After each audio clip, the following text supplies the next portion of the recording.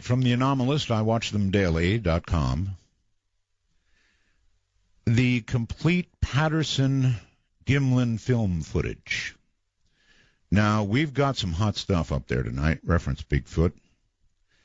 And Anomalist says, be sure not to miss it, because this is an absolute must-see. As Bigfoot evidence explains, very few people have ever watched the entire film, the Patterson film, ever before. Already some people are seeing some inconsistencies or anomalies, most notably the presence of another person at 53 seconds into the footage to the far left. The film jumps a bit, and the figure changes position, which rules out it being a tree stump, obviously. Patterson and Gimlin have always insisted they were alone on the trip, so if that is a third person, who is it? That's kind of an obvious duh, I would say. We definitely have the right man to be talking about this with tonight. His name is Michael Rugg. That's R-U-G-G. He is co-founder of the Bigfoot Discovery Project, curator of the Bigfoot Discovery Museum, located in the Santa Cruz Mountains of California. The purpose of this museum is to educate the public at large about the probability of Bigfoot and the current best guesses as to its inhabitants and its place in the natural world. He's been collecting information and artifacts while studying known bipedal primates since the early 1950s. So he's been at this a while. When the first photos of unknown tracks on Mount Everest appeared in Western newspapers, since 2003, he's dedicated his full-time attention to the mystery primate phenomenon via the Bigfoot Discovery Museum that he runs. And I think we've got him on the line with us on the phone. Hello there, Mike. Hey, how you doing, Art? Really well, Mike, and really glad to have you on the program. Oh, well, I am honored to be on your program. Thank you. I listened to you years ago, and always loved your work. Thank you. So, Bigfoot, I guess I would like to ask you, because I've never met you, I don't think we've ever talked, have we? Nope. Yeah, nope, haven't. All right, Mike, how did you come to get started in Bigfoot research? I mean, there has to be a precipitating event of some kind, like seeing this creature or something. Mm-hmm. Well, you know, the beginning of that is really hard to nail down, but I think it probably has to do with having a sighting as a child. I found that throughout my childhood, I had a particular fascination with apes of all kinds. I read every Tarzan novel cover to cover. I used to want to go to the zoo all the time and hang out with the chimps and the gorillas and so on and so forth. And then, not too many years ago, I was reading an excerpt in, I think, one of John Green's books, and a lady was describing a sighting she had up in Northern California, and it made me have this flashback memory. And the memory that flashed into my head was that I actually saw a Bigfoot. And the way the story goes is it was in probably 1950, and I was with my parents, my mom and my dad. My dad was a fisherman. My mom was a driftwood collector. Mike, may I ask your age? 69. 69. Okay, I got a year on you, buddy. All right. Kid. Yeah. So in 1950, you were still pretty young. Yeah, I was between 4 and 5 years old. Right. Okay. And so the sighting happened because I strayed away from the camping. My parents and I were camped on a beach on the Eel River up in Northern California. Now, we were there because my dad once had a sawmill up in that area, and so he knew the best fishing holes and swimming holes. And even though our family had moved to the East Bay, down in the Bay Area, we would still go up to the Eel River to fish and hunt driftwood. Mm-hmm. So it was one of those trips, and they were making breakfast on the camp stove, and I went wandering off by myself. Should have announced to them, of course, I was leaving, but I didn't. And I was following a trail that kind of hugged the river edge. but the road was blocked by brush and so forth. There was brush on both sides of the path. I pushed my way through the brush, stepped out into an open sandbar, and then I just, kind of was scanning the horizon, looking around to see what I could see. And as I turned back towards the forest, I realized that somebody else had stepped off the path, probably 10 yards ahead of me, and was standing there looking at me. And this fellow was extremely tall. I remember noting that, thinking if you stacked my mom and dad up, they would not measure up to this man. And he was covered in long reddish-brown hair. Mm. And I had a very good look at him. It was about 5:36 in the morning. The sun was up. There was no brush between us. There he was. And as I was making eye contact for a couple of seconds, I hear my mother screaming, "Mikey, where are you?"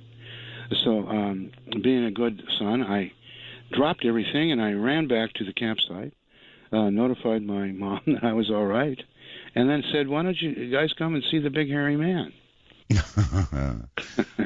Does your mom recall this? I asked her. She came to live with me about the same time that I started the Bigfoot Museum. Okay. She was 96 at that point. Oh. And was in need of help. So I took care of her until she died at 102.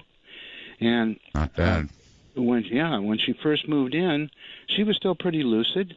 And so I asked her, when was the last time we went up to Humboldt, and went fishing and so forth? And she said, "Oh, well, that would have been prior to 1952. Mm-hmm. Now, when I had my flashback, I was kind of reticent to admit it to anybody. I kept it to myself because I had my own doubts. And I have found now, interviewing hundreds and hundreds of Bigfoot witnesses, it's quite common for people to doubt themselves because, the nature of this phenomena. So I didn't really mention it. And so I asked my mother, "Do you recall, me telling you of seeing a hairy man on the beach up there?" And she said, "No, I don't remember that." But what she did was she established that the timing would have been around 1950, 51. And so it makes sense that I would have forgotten such a thing, because my original thought was, I must have been 10 years old after my father's heart attack when I saw that thing. And that didn't make sense. How could I have forgotten such a thing? And when I was 10 years old, that would be 1956.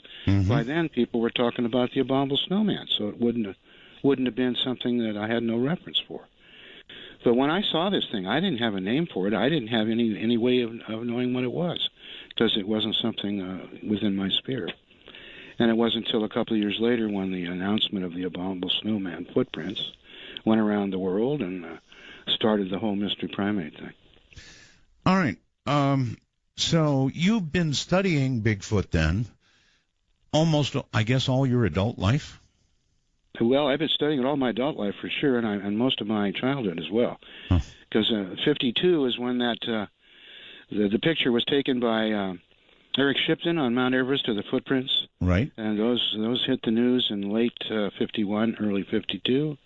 Life magazine, of course, did a big article about it. It was all the news, the abominable snowman. And I didn't, when I heard about that, I didn't make a connection with my memory. Oh, because I forgot to mention when I asked my parents to come and see the Bigfoot that I had observed. Yes. They went with me, and when we got there, of course, it wasn't there. And so they proceeded to tell me, "Don't worry, don't be afraid, forget about it. It was probably just a tramp." And I said, "What's a tramp?" And they said, "Well, a homeless person. They probably don't have great hygiene. They don't shave every day, they're out in the woods. Yeah, you probably saw a homeless person, a tramp." So I learned that a tramp is a 10-foot tall hairy man. All right. Can you establish credentials other than your own experience for your study of Bigfoot? To be a, you hear the term all the time, self-proclaimed expert. You do. And you do hear that thrown around a lot, especially by skeptics. And my question is, how does one become an expert in anything? They do so by studying it, and they study it in lots of different ways. And so it started with me by getting a scrapbook and collecting every article on the abominable snowman I could find, newspapers, magazines, etc. Well, there's a Bigfoot Northwest University. You could have credentialed there, right? that would have been good if I had known about that. Yeah. So, and then I started, of course, purchasing any Bigfoot toy or article that came out. And then, in 1961, there was a book written by Ivan Sanderson called Abominable Snowman: Legend Come to Life. And that was right at the time that I was starting high school. So during my scholarly years in both high school and college, I attempted to make this a major study. Every chance I got to bring it up and to make it a part of the curriculum that I was undergoing, I would do so. But I got a lot of flack back from the professors. Oh, I bet you have. In your view, is the abominable snowman and Bigfoot the same thing? Mm-hmm. Well, they certainly are both mystery primates, animals that are seen by indigenous peoples and described and denied by science. So they have that in common. Also, the descriptions are similar. And one of the misconceptions, of course, about the abominable snowman is that they're white. They're always depicted looking like a white ape, and most of the individuals who have seen them and described them, the great majority of them have described them as black or brown or reddish, similar colors to the Bigfoot and to other apes. I mean, if a Bigfoot was snowed on and in the ice, he'd probably be fairly white. Yeah, and then of course there are some individuals that are born white, have pink eyes and so forth. I suppose be one of those. But I think that what the Yeti or the abominable snowman is an ape that lives in high altitude mountains below the snow line. Most apes and other primates do not live in the snow. Mm-hmm. There's only one monkey I know that does, and the rest pretty much stay out of the snow. And so I think it's an ape that has developed the ability to cross mountain passes through the snow by walking upright. And I picture a Yeti as putting his hands up as soon as he gets in the snow, walking upright until he's to the next valley on the other side of the ridge, and then as soon as he enters the forest again, he gets back down on all fours. And the reason for that is because the footprints. The archetypal footprint of the abominable snowman has a big toe that sticks off to the side of the foot, accompanied by another semi-large toe, and then three normal-looking toes, kind of three side by side. Whereas Sasquatch tracks look more like giant flat-footed human tracks. All right. How about this? You said that at times he's on 2 feet and then back on all fours. Yes. That's what I believe. Yes. Okay. So a lot of people believe that man slowly came up in our evolution from, frankly, at one point all fours, and then we stood up straight and walked. Does that make Bigfoot or the abominable snowman? Does that make them? What's the right word? Some sort of ancestral relationship to us, maybe one that, I don't know, stopped or slowed down and while we kept going. I don't know. Well, there's a whole bunch of different possibilities. Think about this Bigfoot thing and the Yeti thing. It is indeed a global phenomenon. People have been reporting these things from all over the world ever since the beginning of oral history. It's something that's always been there, and I think it's because in the history of the evolution of humans, we have had ancestors that coexisted alongside us. In other words, when we evolved from one animal into a new one through a mutation, yes, the original progenitor animal doesn't just suddenly disappear. They continue to exist, and now there's a new one coexisting. Now, if those two, as they evolve and develop, if the new one somehow goes into competition with the original progenitor species, then they may supplant them. Yes. Through what's called the survival of the fittest. Yes. And while we're here, is Bigfoot an endangered species? Well, I don't believe so. But I think that with the current condition and with as many people now involved in Bigfoot hunting, so we call it, I think that they may become endangered. As more people are willing to believe that they exist, there, I think, are going to be more people who want to go out and shoot one. There'll be a dentist somewhere. Yeah, right. I'm sure. So, in fact, I'm sure there are people like that. And you know, we talked in recent days about people putting on Bigfoot costumes, or we had some other creatures that we depicted on the website, those kind of costumes. And frankly, putting on a costume like that and walking around, say in your Santa Cruz mountains there, I know those mountains, it seems to me that would be really, really dangerous. Yes, I would say so. You know, 9 out of 10 people, normal people, wouldn't think, wouldn't even cross their mind to take a shot at one of those. But there are people who that's exactly what they want to do. They want to shoot first and ask questions later. And there are people who claim to have done so. Okay, let us. I know. I interviewed one of them. You remember that interview? I remember Bugs. Bugs, yes, he shot 2. I had the map. It got lost in a move. And forever lost, I'm sorry to say. Bugs, of course, is welcome to get hold of me and refresh our memory on all of this. That never was resolved? He was afraid. He was afraid, Mike, that he murdered a couple of people. All right. Yeah. Oh. Yeah, that's the common reason why people don't report their Bigfoot kills. That's right. They usually do it thinking it's a bear.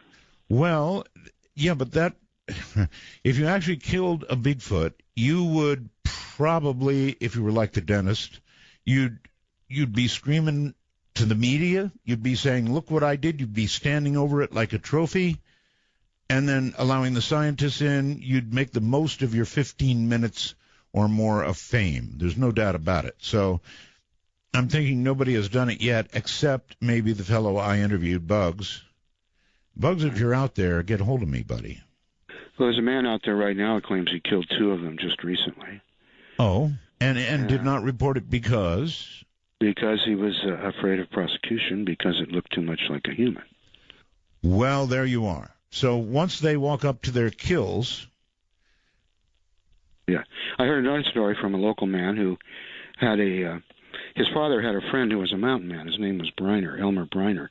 Mm-hmm. And he hunted grizzly bear for a living. And he, around 1900, was at the mouth of the Pitt River where it met the Sacramento. That's before Lake Shasta was put there. Right. And he took aim and shot a grizzly bear in the back of the head. And as he watched it fall down, he had a good kill. He started working his way down the canyon wall to harvest this bear. He had an Indian companion with him named Cannonball, who was on the other side of the river. He went across in a little cable contraption and got to the side. And the 2 of them got to this kill about the same time. And the man who told me the story was a former Navy SEAL. He lives here locally in the valley. And he said that he couldn't help but kind of choke up and get a little tear in his eye when he was telling me this, because Elmer Briner cried like a baby, because he said that when they rolled that grizzly over, it had a human face and human hands and feet. And he realized he'd killed a wild man. Oh, my God. And not a grizzly. And he did not feel good about that. Well, all right. That begs an obvious question then. Are there other wild men out there that might run into the same problem for the same reason? I mean, virtually feral humans, I guess. Well, I think there are feral humans out there. I think that's part of the problem. You see, the phenomena, as I mentioned earlier, being a global thing that's been going on for years, forever, so to speak, it's not going to be defined by any one particular species of animal, I don't think. I think that there are, because what we're dealing with here are sighting reports. The Bigfoot phenomena is largely anecdotal. We have the Patterson film, we have some footprints and things like that, But mostly what we have are eyewitness testimony. And that you can take and use as a database, and that tells us a lot of stuff about these animals. All right. May I ask you a really personal question? Mm-hmm. If you were somewhere outside your museum, had a gun in your hand, a good high-powered rifle, Mm-hmm. and Bigfoot was standing, 50 yards away from you, would you raise your rifle and fire, or would you, cradle your rifle? And the question I'm posing, and Mike, you can picture him now. He just maybe went out for a smoke, or maybe he's quit. I don't know. But he's outside the museum when it's closed and late. He's got a 30-06 with him, at least. And oh my God, it couldn't be 50 yards away. Got to be like 10 feet tall, covered in brown fur. Meanest looking thing you ever saw. Now, he can either raise that 06, or he can cradle it and try to talk to Bigfoot and communicate with it like a civilized person. But then on the other hand, you got to think, well, Mike owns the biggest museum of its sort probably in the world. And if he had a stuffed Bigfoot in the museum, they'd be coming from miles round. Actually, there'd be Japanese tourists traipsing through your museum at whatever the charge is to traipse currently. So there you got him in your sights, Mike. What would you do? Truth be told. Well, I would have to go along with what Gimlin did. And Gimlin held the rifle and watched as Patterson did the filming. Now, he told me if that thing had gone after Roger, I could have taken an eye out with one shot. I was that good. Mm-hmm.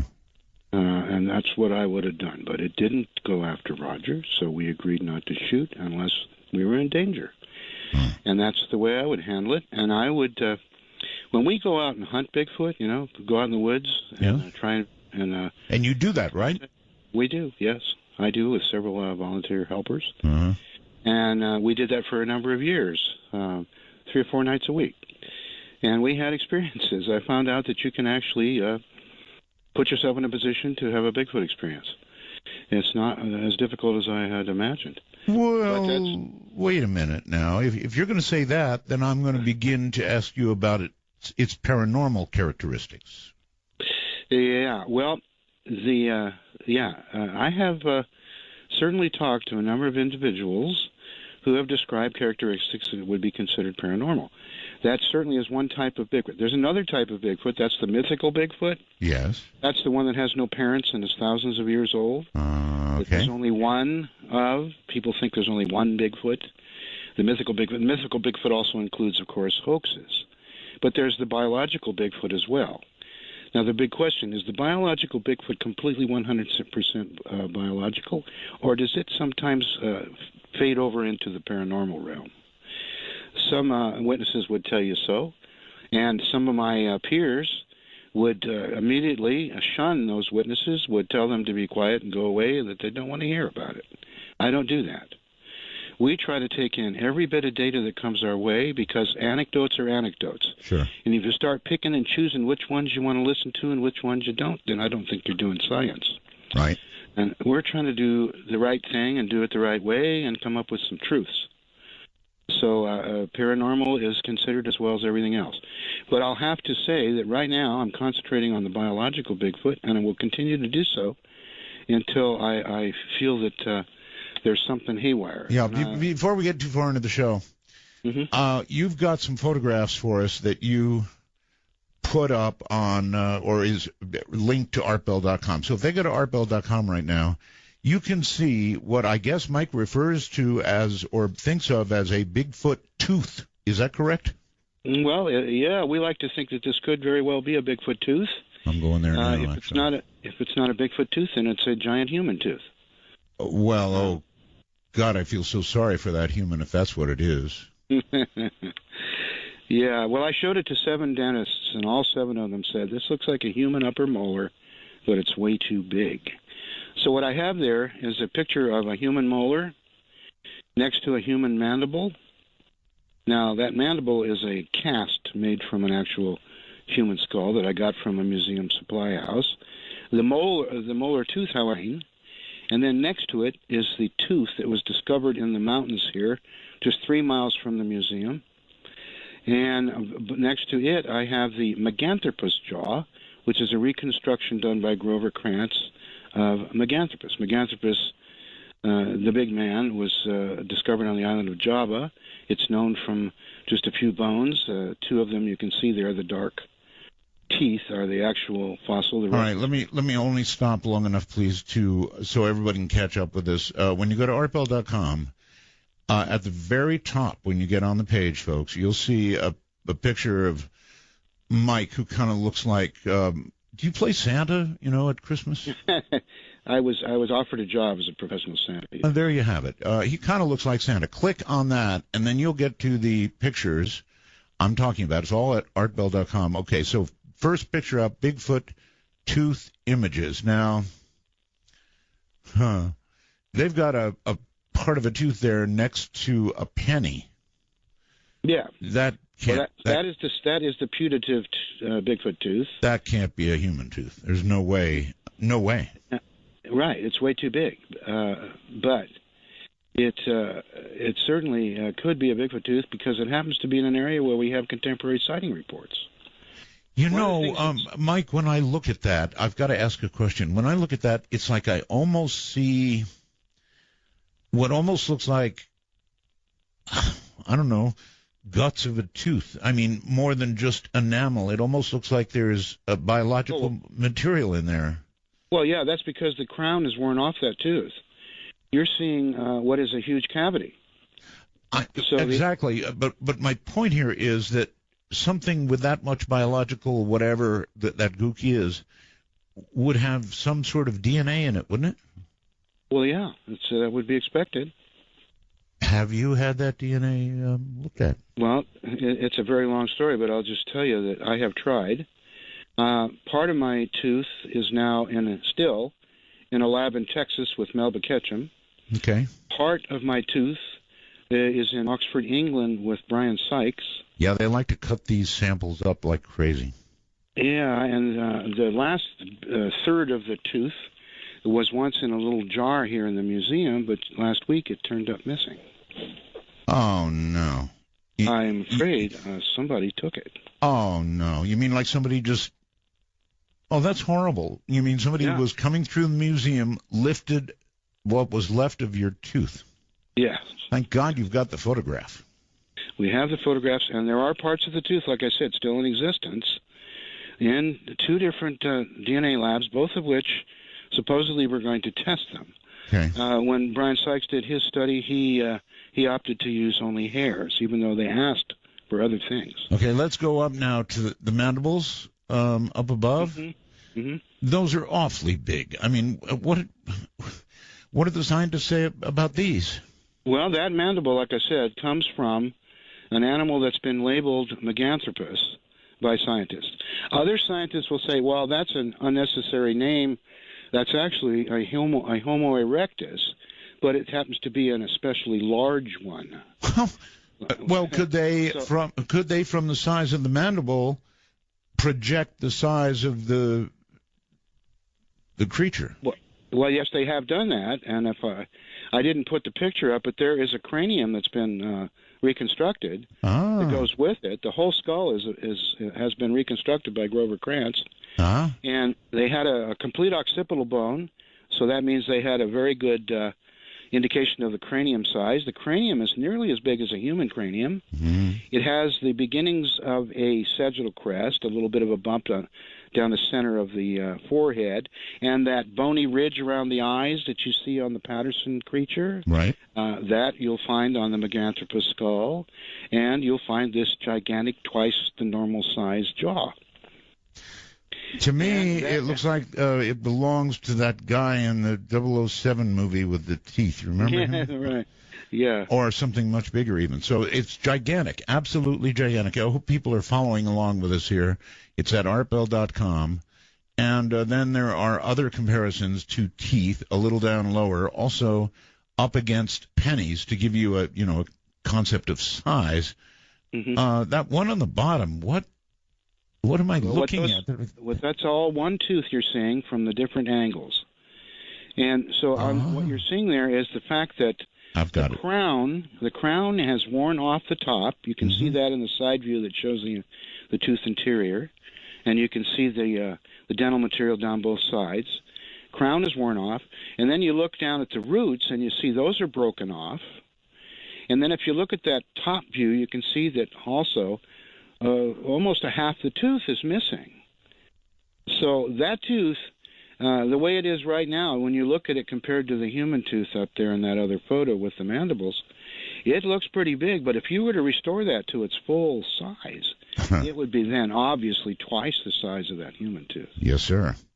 All right, so we're talking about an obviously really large, probably very scary creature here. And, I've got to go back to this question just one last time. I mean, really, Mike, if you had the chance to have a stuffed, real McCoy, full, no question about it, Bigfoot in your museum, you could really turn that down in the name of...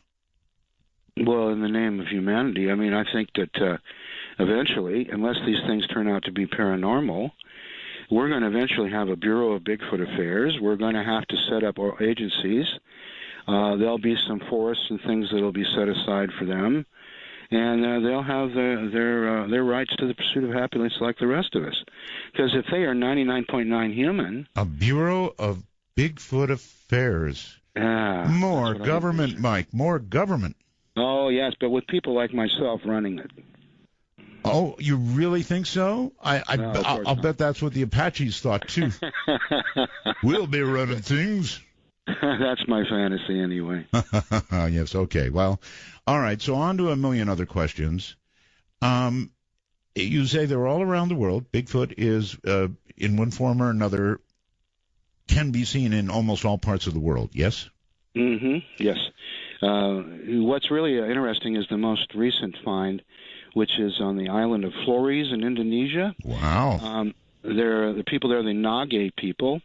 I've been telling scientists for quite some time about the little hairy people that live in the forest. They're described as being, 3 feet in height, completely grown, running around on 2 legs, and having no apparent signs of culture of any kind. Mm-hmm. And they call them the Abugogo. So this is another typical Bigfoot myth, because the Bigfoot around the world come in different sizes. Not only are they described as being particularly large and robust, but there are also gracile varieties, little ones, Littlefoots. And those are spotted in Africa, Central America, North America, and most particularly on islands. Mm-hmm. And so here's an island, and some scientists went there from Australia, and of course they ignored the tales of the little wild men in the forest. They didn't go looking for living beings, but they did find a big cave that interested them, so they dug down in this cave, and lo and behold, here's 13 little skeletons of 3-foot-tall diminutive people. And these people have skulls that look like miniature Homo erectus people. And some of the bones are 90,000 years old. Some of the bones are only 13,000 or 12,000 years old. Do Bigfoot creatures die? Do they die? Do they die? Of course they die. If they they're die. Biological, they die. Where are the bones? Well, that's another interesting question. That's the one that people always bring up. Mm-hmm. And I have a pretty simple explanation for it. The bones are in the fossil record, and they are in universities and other collections around the world, and they are considered to be members of our family tree. They are described in various ways as Australopithecus, Homo erectus, Homo habilis, Homo ergaster, Homo adultu, Homo heidelbergensis, Homo neanderthalensis. In other words, if one of those wild men from our past, Lucy, the little one from Africa that was 4 million years old, walking on 2 legs. Yes. If you saw one of those in the forest today, you would probably report a Bigfoot event. So what I'm saying is, at my age, I might just, keel over. Yeah. But yes. So in other words, there's plenty of bones in the fossil record indicating the existence of large bipedal primates. And other than the fact that a lot of these giant skeletons have been hidden away on purpose, we would have more examples of giants. Why would somebody hide them away on purpose? Unless you felt you had, as a hunter, killed a human by mistake, or something that would be regarded as perhaps human. Nobody wants to face murder charges. So, yeah, sure, then you hide them. Otherwise, if you really think you got a Bigfoot, you start screaming and yelling and maybe even open a museum in competition with Mike. Yeah, well, we have plenty of effigies of Bigfoot here at our museum. We have one carved of redwood, a couple. Yeah, but they're effigies. We also have some hollow ones made of papier mâché and wax. Yeah. They're 9 feet tall. Well, impressive, but again... They give you a good idea of how Bigfoot they do. Looks and how it stands next to you. Right. But a real one would be good. So that's our next plan. Oh. It's called habituation. Well, break that down for the rest of us. Habituation. You habitually create a scenario in which you're inviting a Bigfoot to come in to join you. Okay. You have a campsite dedicated to that, and you provide meats and sweets for the Bigfoot. Meats and sweets. How do you meats and sweets? Other than that, what is it you do? I mean, there's lots of meats and sweets at most, campgrounds. People go out camping. They generally are cooking something that must smell pretty good to a Bigfoot, at a mile away, 2 miles away. Sure. Yeah. Well, that's why they come and visit people's camps in the middle of the night. They're looking for some of those sweets and meats. Otherwise, they stay away. I think the Bigfoot figured out about 300 years ago here in North America that the only way they were going to survive as a species would be by hiding. Well, we were about to get to that. So, we don't see many Bigfoot. There is an occasional report, even an occasional photograph.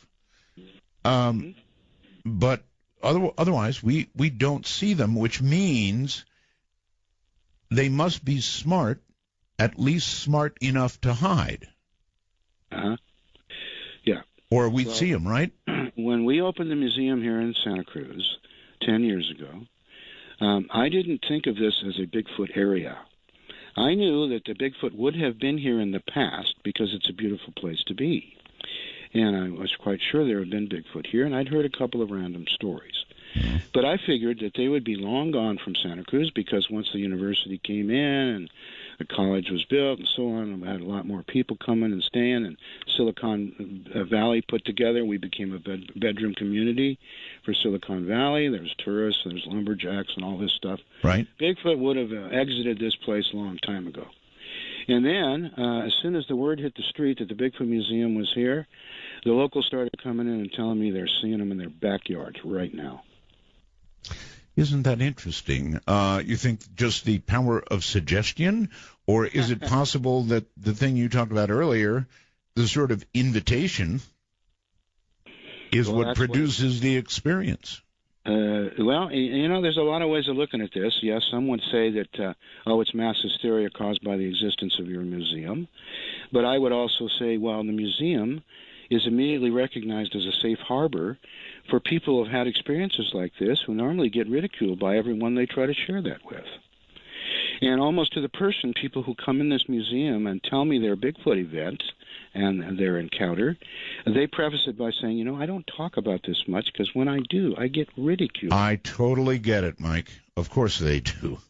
Of course they get ridiculed. And that keeps people, Mike, from not just not talking about Bigfoot, but not talking about all kinds of paranormal experiences. And my next question, I guess, is going to be, is there any record, known record, of Bigfoot having harmed a human being? Well, I have found a couple of reliable stories, but in most cases, I feel that the harm was done in self-defense. I don't know of any stories. Tell me what you know. Well, there was a mining company in Chetco, Oregon. Yes. They had a problem with bears coming into camp. This was in 1890. Right.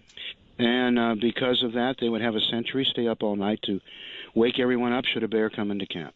And one night a Bigfoot came into camp, and they sounded the alarm. Everybody woke up. Two of the miners grabbed lanterns and rifles and ran into the woods after the Bigfoot. A short time later, there was gunfire. They heard it, and they figured they must have got it. But they waited, and the men did not return. So they the men. So how many men were out? Two men at least with rifles, right, and lanterns. Went out, and they didn't return. So they sent a posse out, several people, to look for them. Right. And they were found, and they had been dismembered, and their rifles were kind of bent in a circle. Their rifles in a circle. They were bent, and the bodies were pulled apart. Pulled apart. But I believe that was self-defense.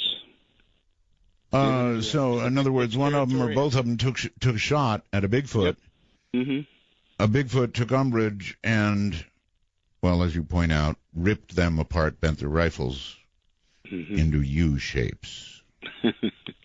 Yeah. Really? That's a horrible story. Well, all right. So yes, Mike, but that's not a typical Bigfoot. Okay, I understand. He's a gentle, beautiful creature. This will serve a dual purpose, Mike. This is reported by a person close to me that many of you in the audience know to be the sound of a Bigfoot. It will also help you to understand whether you think Bigfoot is gentle or not. This comes to me via Linda Moulton Howe, and it also serves to check and see that all of you are still awake out there. This is the actual recorded sound of a real Bigfoot.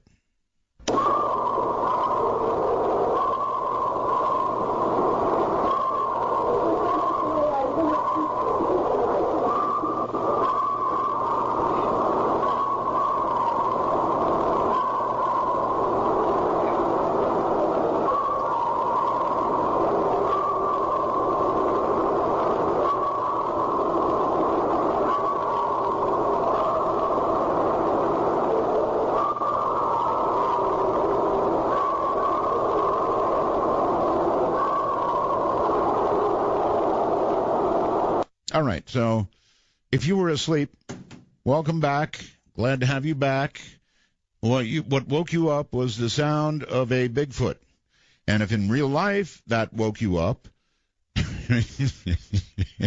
and you're still alive, then fine. So, Mike, have you heard that sound before?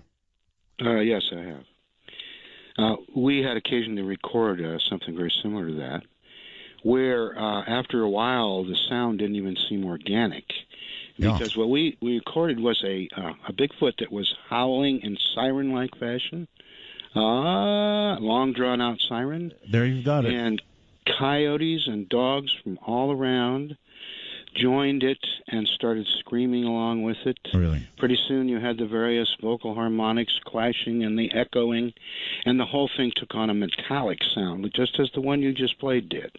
It has a kind of metallic echo to it. There was a terrified lady that held a recorder in her hand recording this. I mean, there's quite a story to go along with it. It's quite a credible report. We've had this sound for years. It's pretty horrible, in my opinion. Well, it certainly is loud and disruptive. But I guess, an animal like, well, I don't know, any big animal, part of staying alive is scaring everything else around the heck away. Well, yeah. And the Bigfoot does what other apes do and what people would do. If you decided that you had a disagreement with the person that moved in next door, yes, you would have options as to how to deal with that. One of the way would be you could start hassling that person, throw rocks at him, and have your dog poop in his yard, or do all these negative things. Or you could just kind of be quiet and held back and try not to disrupt and try to introduce yourself and be friendly. I'm more of a fan of 1,000-watt amplifiers with great big speakers, Mike, and then the recording you just heard, do it like 1:30, 2:30, 3:30, 4:30 a.m. Mm-hmm. Yeah, I had a woman come in and she said she was awakened by a scream very much like that. And the cat on the foot of her bed went up to the ceiling and then under the bed. Oh, yes. And she said what's particularly unusual was that she has a barky dog, one of those nuisance-type dogs. Yes. And it's kept outside. And the dog was decidedly quiet.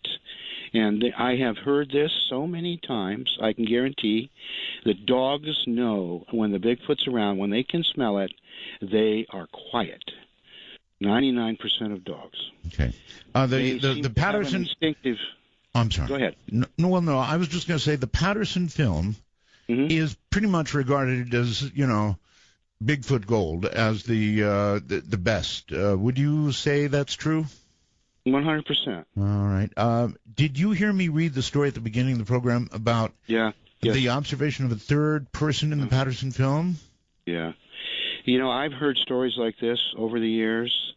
There have been stories put up where they show a bunch of men at the films, in the mountains prior to Patterson being there, and they claim that there was a mass murder, and all these people buried the Sasquatch. There's been all kinds of wild and crazy stories told about that thing. But I can tell you this: if you get a book written by Bill Munns, which was just put out at the end of last year. It's the result of many years of work that he's done on the Patterson film. And Bill Munns has 30 years experience in Hollywood as an artist, a makeup artist, and what have you. And he has designed and built costumes for movies, monsters. Okay. The Swamp Thing being one of his more notables. And he's the man who made the giant depiction of Gigantopithecus that you see online everywhere. Right. Bill Munns. Well, he got a little bit of money and a grant to go ahead and take his skill set and apply it to the Patterson film. And he had no iron in the fire. He didn't care one way or another if the Patterson film was real or not, and whether Bigfoot was real or not, but he knew he had the right credentials to figure that out. So he got more than one copy of the Patterson film, a total of 3 copies, scanned them into high-definition video, put them in his computer, and started analyzing the film. And he has now put this book out, which has many, many pages of drawings, diagrams, photographs of body parts from the Patterson film and why it's not a costume. And he has proven in that book, in my opinion, unequivocally, that the Patterson film is not a costume. Now, he doesn't say it's a Bigfoot. That's not the point. All he's saying is that is not a costume. That is a being that you're seeing that looks just like what you see. And he has proven that in writing with many diagrams, many models, many proofs, mathematical equations, and all the stuff they call science. And so that is officially a statement that's been put out for peer review now. So if someone wants to say the Patterson film is fake, then they have to do it in writing, and they have to respond to his work and prove that he's wrong. Okay. That's called the scientific method. It is. It is. So you don't give this story much credibility about a third person that was seen moving. No, because I've heard so many stories like that. Oh, okay. And it turns out to be, it really has nothing to do with it. What people do is they reach for things that they can bring up about the film that will cause you to have doubts about the credibility of the 2 witnesses, Patterson and Gimlin. Well, the thing is that the 2 witnesses, Patterson and Gimlin, their story has never changed. And even though they have contradicted each other a couple of ways here and there, it's only human nature, because no 2 people see anything the same way. That's right. And you have an event, and if you have 2 people that describe it exactly the same way, they've rehearsed it. I expect to hear people with little differences like that. It's a very good point. I mean, even the police tell you, eyewitnesses are absolutely pretty much unreliable. They report different colors of cars. They report different clothing, different everything. That's why science ignores all the witnesses of the paranormal. It's decided a priori ahead of time that those people are all liars and fools. Yeah, thank you. That's right. That's exactly what they do. Okay, um, is Patterson the best evidence for Bigfoot? Yes, by far, hands down, in my opinion. Hands down, huh? And that's because I have met Bob Gimlin and spent time with him and asked him all the toughest questions. And, I mean, I was asking him things he didn't even remember. I probably know more about the film than he does because I've studied it. Gimlin wasn't really a Bigfooter. Gimlin was a cowboy who met Patterson on the rodeo scene. Patterson, though, would come to Gimlin time and again and try to evangelize Gimlin to join him in searching for Bigfoot, because Patterson was always looking for volunteers to go out in the woods with him and people who might help him with funding. And Gimlin was one of those people. And Bob Gimlin told me, I had 3 or 4 jobs I was working all at the same time. I was raising cattle, I was training horses for other people, and I was tending bar to pay for my child support and alimony. I didn't have time to go with Roger in the woods and look for Bigfoot. I didn't even believe in it. But I did believe that if there was such a thing, Roger was the guy who would be able to prove it. Right. Can I ask you about a rumor? Sure.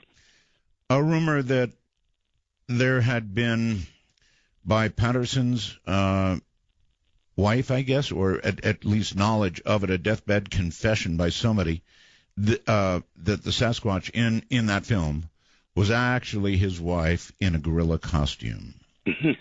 Yeah, this is an urban myth that I have to work with almost every week in the museum. I have to tell people about this because of the way the news media handled it. A man named Ray Wallace died around the beginning of the current century. He died, and his family went into his stuff, the boxes in the basement, right, and they found all this Bigfoot paraphernalia. And they knew that Ray liked to tell Bigfoot stories, and that he was considered the irascible, lovable Bigfoot guy, Ray Wallace, who always had a Bigfoot story to tell. And everybody pretty much knew that he kind of made it up as he went along. And he went and carved fake wooden tracks, and then he made molds from them and made plaster casts, which he sold to tourists, claiming they were genuine Bigfoot tracks. He filmed his wife in a gorilla suit and sold stills from the film to people, saying these are actual photographs of a Bigfoot. And I've seen a few of those pictures actually still on the internet, and some people still think they're real. And Wallace was a faker, okay? But he was known to be a faker and only fooled a few of the researchers at the beginning. And then they caught on, and nobody was fooled anymore by Wallace. But when his family saw all his stuff, they decided to give the news media a call, and they announced that Bigfoot was dead because their dad had created the entire Bigfoot myth single-handedly in 1958 in Northern California, Ray Wallace. Now, when ABC News told that story on the evening news, I was watching, and as they were telling the story about Ray Wallace and the deathbed confession that he filmed his wife in a costume, they put the Patterson-Gimlin film up on the screen. God. Not related at all to the Wallace story, had nothing to do with it, and taught everyone that there was a deathbed confession. So typical. Ray Wallace did not on his deathbed say he made up Bigfoot. So his typical. Family. Yeah, so typical. The media does this kind of stuff. Anytime it comes to the paranormal, any way they can figure out to crush it, they do it. Oh, my God, yes. They've been battling this for years now. That's just the way they work. A quick word. I get these computer messages, the wormhole, it's called. Wisteria says, I have a friend who was chased by one in Tennessee. Said he came upon the tallest pile of bones, just absolutely huge, standing there. All of a sudden, by the bones, I guess, a Bigfoot came up on him and lunged at him. He was on a quad. Needless to say, he got out of there really, really quickly. So he came upon a pile of bones, and there was a real Bigfoot there. Would a Bigfoot, as a human does, mourn one who has passed? Is that what he could have come upon? I mean, maybe, one of a mate or something died, or if I don't know. I'm just reading this. Well, there are people who claim to have witnessed Bigfoot burials, and who claim that the Bigfoot do indeed bury their dead. And should they have a stillborn child, they'll bury the child. But, of course, a great many people in the research community, any time a person claims to have habituated a Bigfoot and got to know it and spoke to it or spent time with it in any way, shape, or form, they immediately poo-poo that stuff. That's considered bogus. So your Bigfoot believers, most of them don't even want to talk about UFOs and other paranormal Oh, I stuff. understand. Although the paranormal part, you almost have to do that a little bit. But here's something I want to – I mean, people come to you obviously with Bigfoot stories, right? Absolutely, from all over the world. All right, so how do you cut through the BS? How do you separate the wheat and chaff? How do you know when it's a credible story you're hearing versus the other? Yeah. Well, of course, you can never be 100% sure. But being now 70 years old, having been, for 50-some years a hobbyist with this, in other words, Bigfoot was my main interest when I wasn't busy. Sure. Always back to Bigfoot, reading or whatever. And then the last 10 years now, all I have been doing is Bigfoot. So I think about this when I go to bed. I'm still thinking about it when I get up in the morning. I go to my computer. I check in and see what everybody else is doing. Then we have people come in here from 11 to 6 all day long. Mm-hmm. They come in here and they want an education. They want to know facts. And they come in here wanting to share experiences. Quite often those people will come in and they won't even talk to me until everybody leaves. Then they'll come over and they say, I've been wanting to talk to you about this, but I was afraid I couldn't do it with other people around. And then they'll spill their guts some kind of outrageous story that would make most people just, roll their eyes and invoke woo. Right. Woo. So I hear all kinds of things, including stories about little gray men with large eyes, abduction scenarios, ghost stories, and stories of other strange creatures. I've heard it all. And from 1980 till 1994, I read every UFO book that I could get my hands on, and I went to every conference I could go to. I met eyewitnesses. I talked to authors. And I realized that I've got to get into this UFO thing, too, because there's an overlap with the Bigfoot thing. And then in 1994, I decided, you know what? This is too dark because the UFO thing is about night skies. Night skies is about military. And there's all these shenanigans going on. It's like the X-Files when you get into UFO stuff. It gets more dangerous. Donnie and everybody, listen to me. I've been asked about this a million times. I believe what my friend told me is the truth. I did receive a map to the burial site of the Bigfoot, 2 of them. My official story is that I lost it in a move. But I will say this. My official story in mind, if I still had the Bigfoot map, I would still tell the official story. It is my position, always has been and always will be, that it is for bugs to say, not me. It's too serious a matter. It could be human beings of some sort that the man killed. It's too serious a matter. So you have my official story, and that remains my official story. Do you understand, Mike, what I'm saying? Yeah, I do. I had heard through rumor mill that some radio DJ who was kind of in competition with you had set this up and did it as a prank to get the best of you or something. This is what I was told. No. Well, I'm glad to hear that. No, there was nothing like that involved in this. You see how these rumors go? Man. Oh, yeah, I do. And I'm sure that some of that stuff is going on, but this man was on more than just one show with me. I can absolutely, and plus I absolutely had the map. We had legal consultations that went on behind the scenes. This was no prank, I guarantee you. Mm-hmm. But however, even today, Mike, if I had that map, I would still tell my official story, because I will protect him until the day he decides what he's going to do about this. That can't be on me, Mike. It can't. No. Well, you're a man of your word. It's too serious a matter for someone else to decide. So, no. Anyway, no prank. That I absolutely guarantee. So, boy, this show's rushing by. Just not enough time to do anything. We don't even have many commercials. So, where do you go from here in Bigfoot research? Well, of course, I will continue to take in the reports and document those. We have a map on our wall that has pins in it.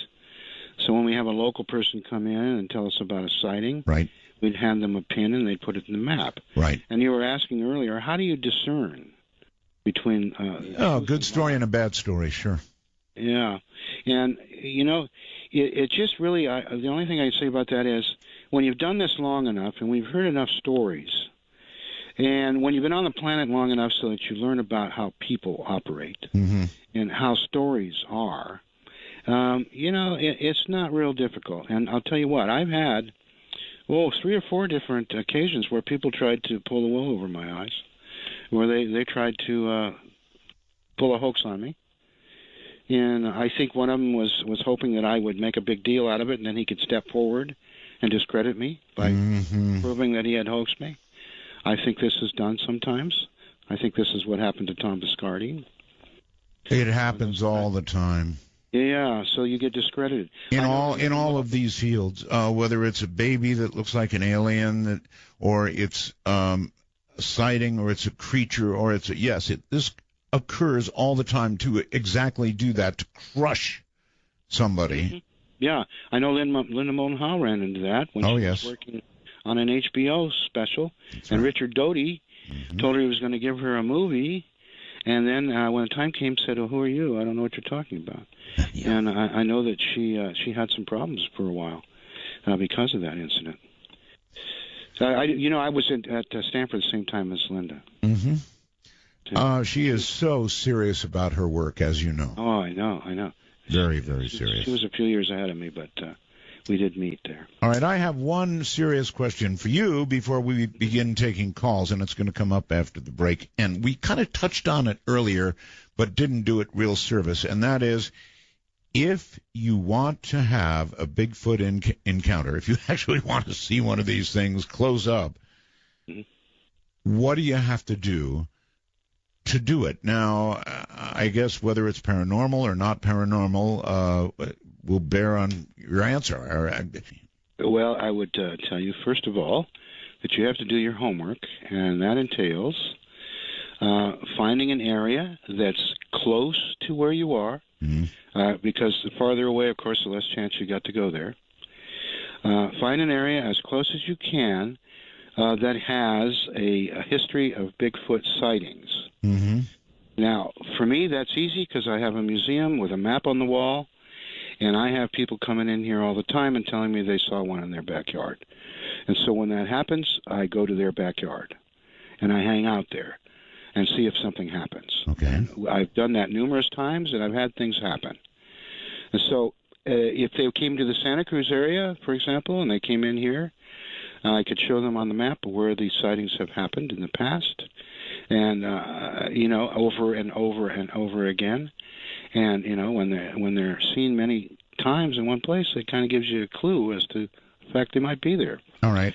What about the paranormal aspect, Mike? Well, the paranormal aspect, what I would do about that is I would say that when you go out and you're trying to contact Bigfoot, then what you would preferably do, rather than cocking and cleaning your gun or shining a bright light into the forest, is that you would sit there quietly in the dark and either meditate or play a musical instrument or do something to try and get into something like an alpha state and be thinking kind thoughts about the Bigfoot. All right. And that final, I promise, last question before I give you to the audience, and that is, do you think that these creatures can sense...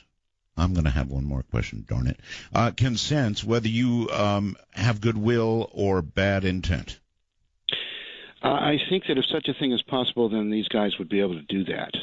I think that these people still have. I'm calling them people. I like to think of them as forest people.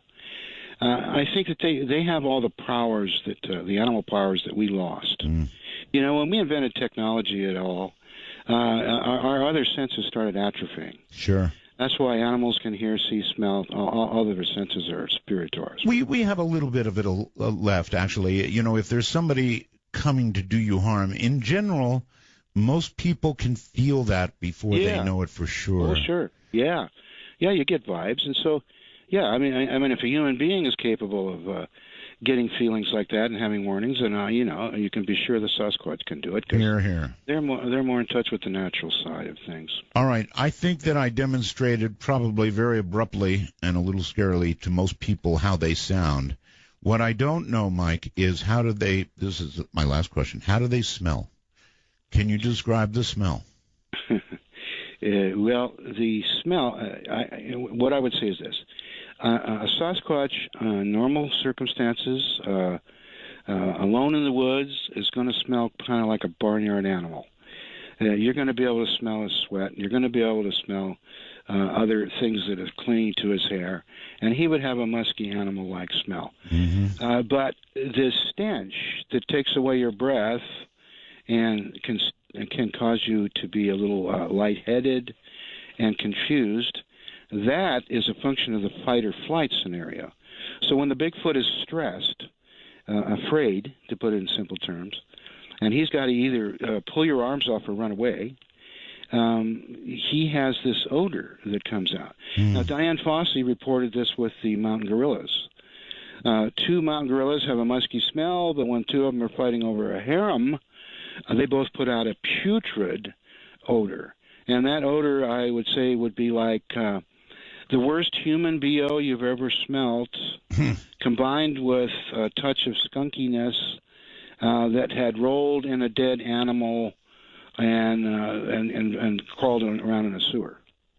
It's a very strong smell, and you know, and it has a quality to, like I say, take your breath away. And all right, I think that they also indulge in a little infrasound. They hit you with a low frequency sound that causes a wave of fear to go over your body. I'm not sure they'd need that for that to pass over my body. All right, off we go to Skype and Will. Somebody named Will. Hello. Hey, Art. Roswell's to you, and it's great to hear you on the air. Thank you. The technology that you're using and the quality of the signal is just amazing. It is amazing. You're right about that, Will. It is astounding. Anyway, do you have a question? I was listening to a replay a few weeks ago of your interview with Bugs, and I will say that is the most convincing story I've ever heard of anyone out, any Bigfoot story I've ever heard. Oh, yeah. I did a little bit. I was just had piqued my curiosity so much that I did some online research. And similar to what Ed was saying earlier, there was this radio personality in West Texas named Ed Hale, who after he was on the radio and people noticed his voice sounded very similar to Bugs. Oh, I see. Outed him, and he did. I don't know if you may know if he really is Bugs, but he admitted to it. No. But he says that the feds came to his house, took him out, made him dig up the bodies, and he no longer has any evidence. That's all nonsense. It was not a hoax. I can tell you that because of everything that happened behind the scenes. We were talking to lawyers. We were doing all kinds of things with Bugs. No. This was not any hoax. Well, Ed Hale may be a con job then, but listening to your show, it is the most convincing story, and his knowledge about hunting and his story, it just made a lot of sense. Very credible guy.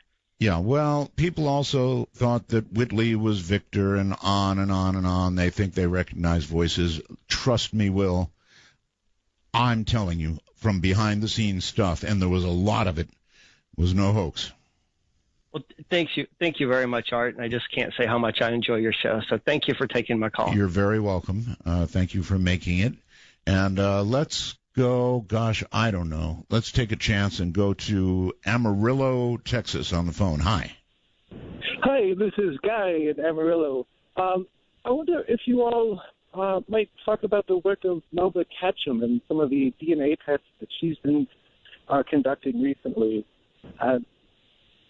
I think that Mike might just know something about that. Mike, do you? Oh, of course, yes. Okay, tell us what you can. Well, Melba Ketchum was had a little business where she did animal identification from DNA samples. Right. She was first approached by Josh Gates, Destination Truth television show. Mm-hmm. He gave her some hairs purported to be from a Yeti. She tested them and said that they were definitely anomalous and seemed to react positive with human markers. Mm-hmm. She didn't expect that, so she suddenly became interested in the Bigfoot stuff for the first time. Right. So then David Paulides went to her and gave her another sample, which she found to be strange and seemed to be in the human category, but not not a human. And she thought, well, we should really start to look into this. So she put out the word, and I, amongst many other people across North America and Canada, provided her with sample material that we had gathered. I sent her, through a long process, part of the tooth that we have on the website there. She got some of the center of the pulp out of the tooth in a sealed, sterile envelope, turned over to her. She never did use it, though, in her tests, but she did get over 110 samples. She vetted those down to about the best 30 or so, I don't know exactly, and then gave the samples to 3 different forensics labs on 3 different campuses and asked them to pull full genome sequences. Right. And luckily, a man named Wally Hersom was willing to pay the bill to get this done. This costs thousands of dollars. Sure. That's why it's never been done before. And so they pulled full genomes, according to the paper that she wrote on it and published for peer review. And they came up, all of them, with the same results. It was a blind study. They didn't know what they were looking for.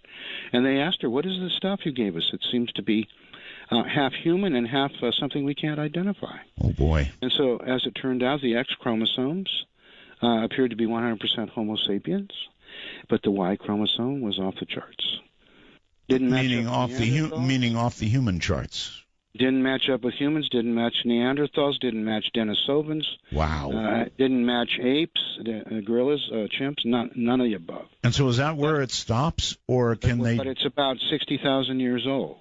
So what she says, in essence, is Bigfoot is a hybrid cross between a human and apparently a leftover Ice Age caveman. But that's kind of what I thought he was in the first place. There you go. Incredible. And incredible that this creature could still be walking the earth. That's just amazing. Well, that's because they were smart enough to hide. Apparently. Instead of the Neanderthals didn't hide, they're gone. The Native Americans, they fought us. They're on reservations. Yeah. The Bigfoot hid, and he's still free. All right. Brian, your turn with Mike. Hi. Hi, Art. Wow, this is an honor to be speaking with you. I'm a long-time listener since '97, first-time caller. Thank you. And I'm a trucker. You're in a truck? Oh, yes, I'm a trucker in Texas. You know what? I hear it, brother. I hear it. You know what? I think you're my first trucker on this program. Gotcha. Well, nice. Congratulations. Yeah, I'm in Texas, and I usually listen on 1200 WOAI, but that other show with Snorri is on, so hopefully you'll make a strong comeback and replace his... Sorry, a keister. Well, listen. It'd be great. Yeah. Listen. How are you listening? You're like on 4G or LTE or something? 4G. 4G. Okay. Well, we're everywhere. We're everywhere. So all we've got to do is get the word out. Yes. Anyway, you've got Mike here. You've got Mike. I was calling tonight because it's an interesting show. Oh, yes. I'm enjoying it. And I wanted to say that George Lucas actually believed in Yeti and Sasquatch, Bigfoot. In episode 5, he had a Yeti dragging Luke off into a cave. And Sasquatch made an appearance in every one of his shows. You would know him as Chewbacca. So George Lucas really believed in this himself, and there's a lot of famous people out there that believe in it, as well as a lot of people that, like myself and yourself. I enjoy the show, and I just want to make a shout out to my brother Billy. I'm on the show, bro. This is great, Art. It was awesome being on with you. Thank you for taking my call, and good luck, buddy. Right. My first trucker. Thank you very much. And I want to note that not only is the quality of the audio that we get, no matter who it would be, even a trucker, as you just heard, going down the highway, but the intellectual quality of the callers is also really off the charts. So thank you all. Let's go to Everett, Washington, Northwest Country. You're on the air with Mike Rugg. Hi. Everett, Washington. Whoops. You're on. No, you are on the air. Hello. Going once. Going twice. Hello. Yes. Oh boy, that was close. Sorry, I'm getting you and. Well, you should be turning off your device. Yes, turn off your device. It's off. Okay.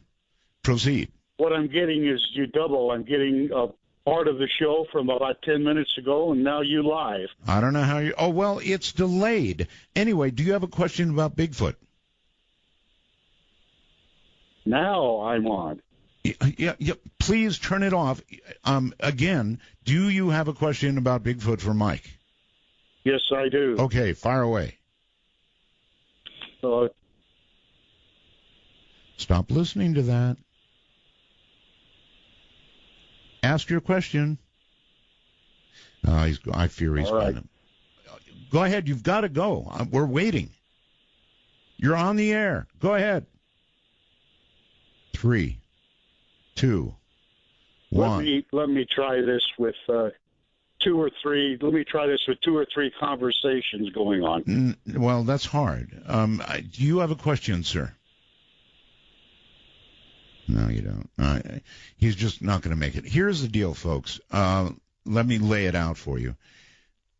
When we're here talking here in my studio, every word we say is going to come out about a minute later on your device, whether it be a phone, a computer, some sort of pad, whatever it is you're listening on. God knows you can listen on about anything. So the moment you actually connect with the show, you have got to turn that off.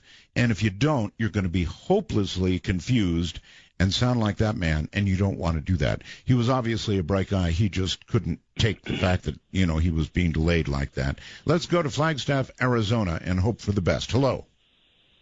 Hey, Art. First and foremost, I want to welcome you back, the godfather of talk radio. Thank you. You are the man. You are the Don Corleone.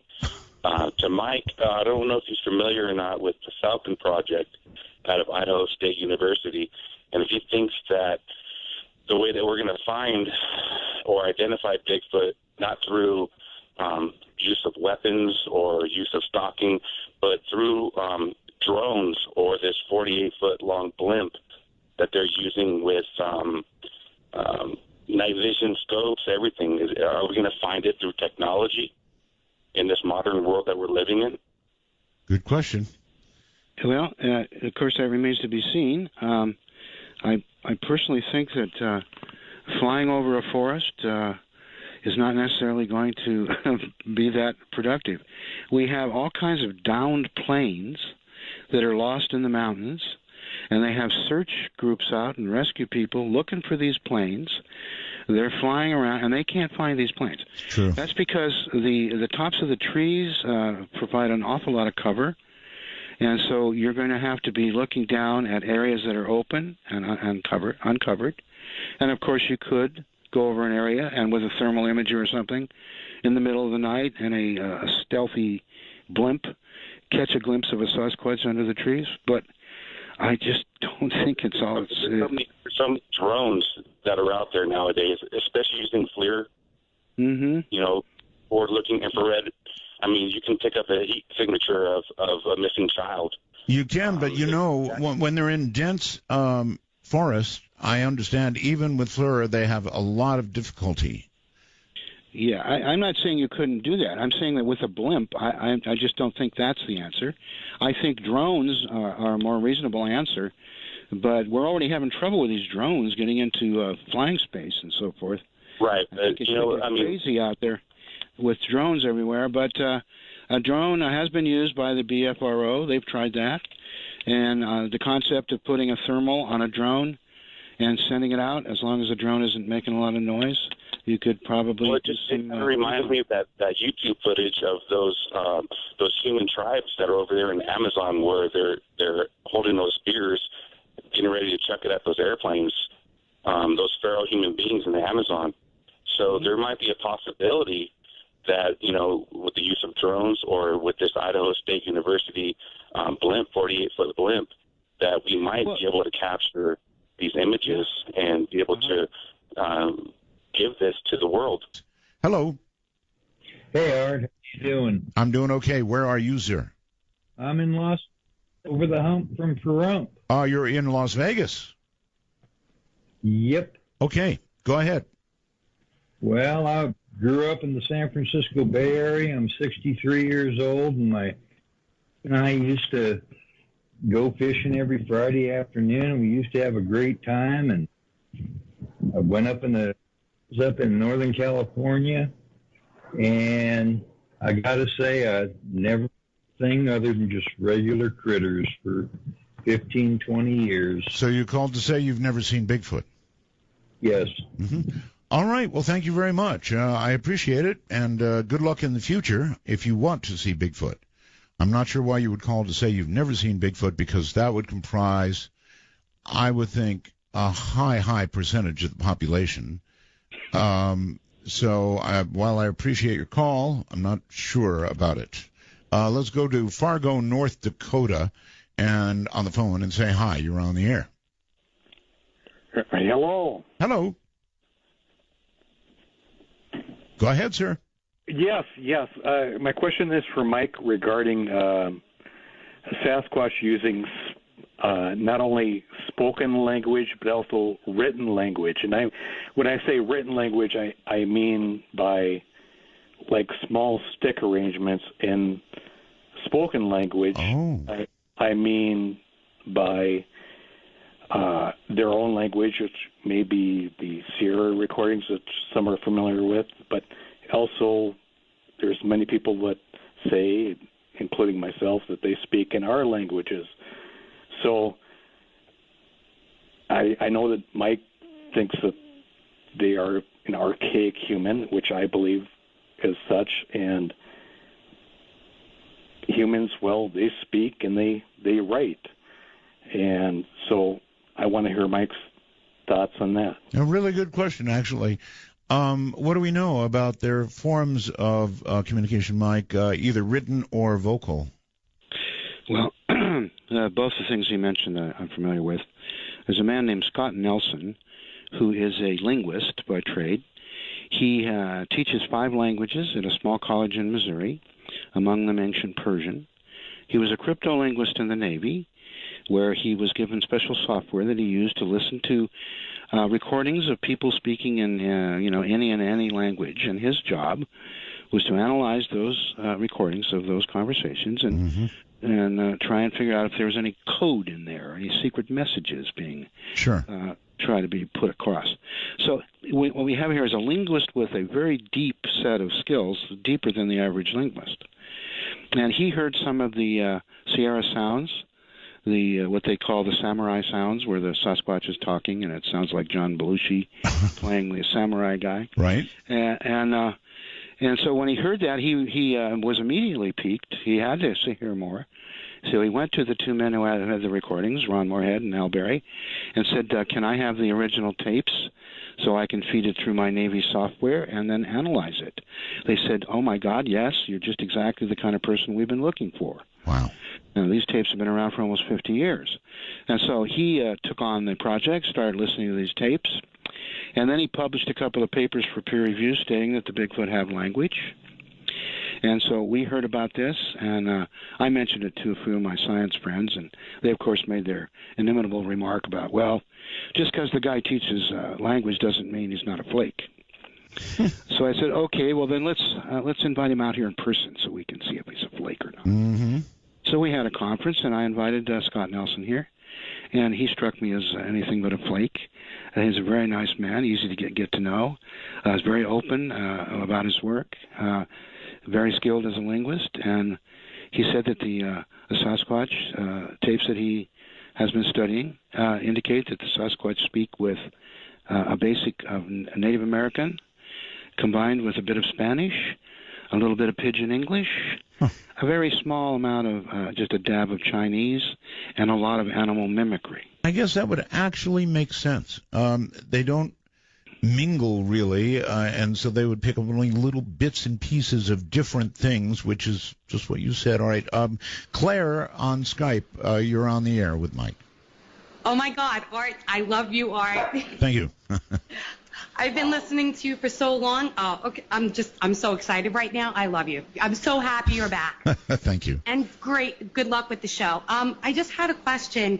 There was a recent discovery of some supposed bones that they believe Bigfoot may have been actually chewing on, and I forget the name of the person who discovered them, but they have the bones and the actual marks from the bones or from an extremely large Homo sapien type creature. I was just wondering if you knew about that and if you had anything to say about it. Well, I think Mike will have a lot to say about it. Did you go to artbell.com and take a look at some of the mandibles and the things he's got up there? If not, go to artbell.com.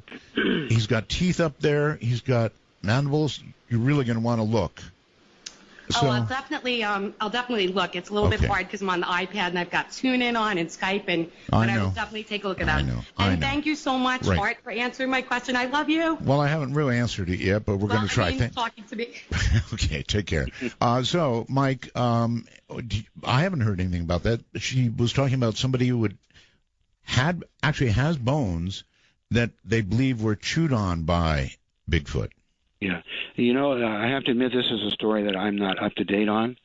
I just recently heard something about this, and I can't speak from any knowledge of whether it's a credible story or not. Right. But I'll tell you what I've learned is anything on the Internet, you can go ahead and flip a coin, and it's 50-50 if it's worth its weight at all, as far as the Bigfoot stuff. Okay, but this is not something you've heard about. Big story. I haven't no particular information about this particular story. No, so I can't comment on that intelligently. All right. Let's go to Danville, Virginia, I think, on the phone. Hi. Yes. I want to say thank God you're back on air, first of all. You know what I mean by that. Thank you. But I lived in Southern Virginia in 1974 to 76, and I wish I could do a whole show with you guests. We were a bunch of teenage boys, and we had dirt bikes and trail bikes, and we stayed in the woods more than we stayed at home.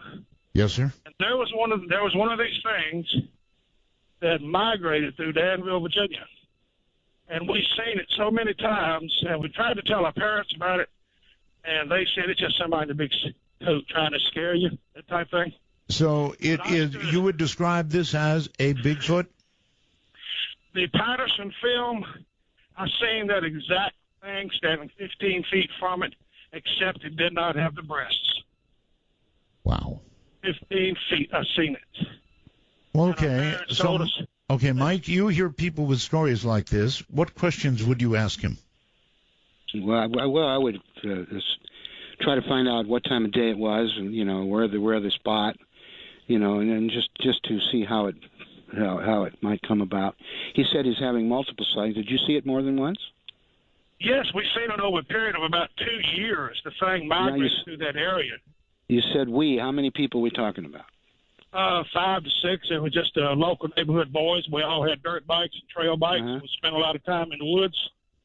And so when you saw it, what sort? Go ahead and tell us what it was doing. Mainly, it looked like it was observing us. It was looking at us and watching what we were doing. And it was never violent, except one time, if you could call it violent, it started throwing rocks at us down on the creek. We were having a little cookout, little party type deal. Huh. Mm-hmm. And it started rocks started sailing through the top of the trees. Were you playing loud music or anything? No, just a bunch of boys sitting around laughing and talking, roasting the weenies on the fire. You know how that is. That's kind of like loud music. Well, this is one of the things that... Mike, having rocks. Okay, hold on. Yeah, I hear you. Mike, have there been other reports of these creatures throwing rocks? Yeah, rock throwing is quite common. And what that generally means is the Bigfoot is annoyed, letting you know that you're not wanted here, that you're bothering him in some way, shape, or form. Maybe he didn't like the sound of what you guys were talking about, or the smell of your jib. I don't know. He, for some reason, was trying to make you think about maybe moving on down the road. Mm-hmm. That's generally what it's about. And they will throw a pretty good... Go ahead. The only emotion that we ever got out of this thing was sheer terror. And the rocks it was throwing were half the size of basketballs. Oh. Yeah, but did they hit you? No. What? They did not. No, they never hit you. They did not. They probably came close, but they didn't hit you. And that's the way it always is. Yes. They'll throw rocks. Go ahead. Go ahead. Both of you cannot speak at the same time. So yeah. You go ahead and say what you want, caller, and then Michael's talking. Okay? Okay. The night that I observed it, it was late night, and I was right in the edge of the woods there. And this thing, it was an old abandoned tobacco road. So you know how a growed-up dirt road looks, how wide it is? Oh, yes. I had a flashlight going from side to side because I was scared to death we was going to run into it. And this thing took one step sideways, and it was in the middle of that road. And it was about 15 feet from me. And oh, that's close. It terrified me. It stood there and looked down at me. It didn't move. It didn't act hostile. It just stood there and looked at me. And I turned and ran in sheer terror. And I was 16 years old then. And I've never been back down in that area since then, to be honest with you. Not at night, not by myself. Don't blame you. That sounds like a real story, Mike. Yeah, sounds real to me. Yeah. Any other questions? Me? No, Mike. Oh, was the area where this was happening a fairly remote area? Were there any homes nearby? No, this place down in Virginia. Now you're breaking up a little bit. Okay, so no, it was way out in the middle of nowhere. Very interesting story, and the guy sounded legit to me. So there you go. I think once it opens up, once one person starts to tell a story, it'll usually bring others who suddenly get brave. It just works that way. Nick on Skype, you're on the air with Mike. Hey, Art. Hey. I've never seen a Sasquatch myself, but I just wondered if Mike has ever heard of reports of them around glowing orbs and UFOs. You mean associated with UFOs or glowing orbs? Yes. Yeah, I guess it's actually a good question. Mike, how often do you hear, thank you, Nick, how often do you hear of a mixture going on? You know, that's one of the rare things, but I do hear them. Of course, there was a story out of Ohio, Rome, Ohio, that involved glowing orbs and Bigfoot tracks that glowed in the dark. And then when some investigators went there, one of them was rolling on the ground and speaking in tongues as if it had been possessed. Huh. There was a whole series of strangeness associated with it. And there were several people, investigators, who went out and studied it, and it was written up in a little pamphlet.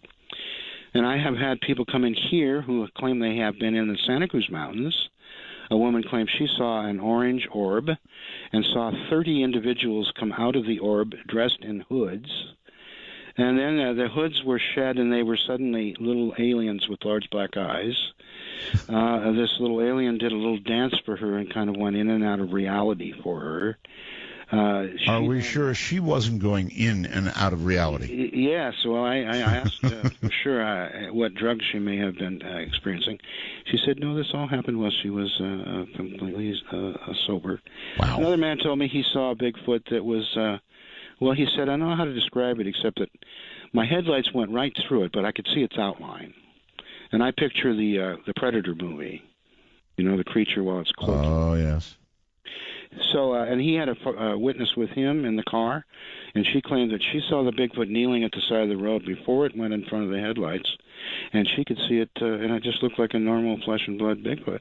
All right. I guess you're hoping, Mike, that in your lifetime, what remains of your lifetime, you get to see an actual Bigfoot, right? Oh, yeah, absolutely. That's, well, you know, we talk about the bullet list. For me, the bullet list, number one, is to see this thing established. You said bullet. Actually, it's bucket list. Excuse that. Yeah. Bullet list, see, that makes me think you've got bullets and guns on your mind. No. As a bucket list. Yeah. That definitely was a faux pas there, wasn't it? So anyway, it's on your bucket list. My bucket list, yes. All right. Ben, no idea where you are, but you're on the air with Mike. Hi. Yeah, hi, Art. This is Ben in Tucson. Yes, sir. Yeah.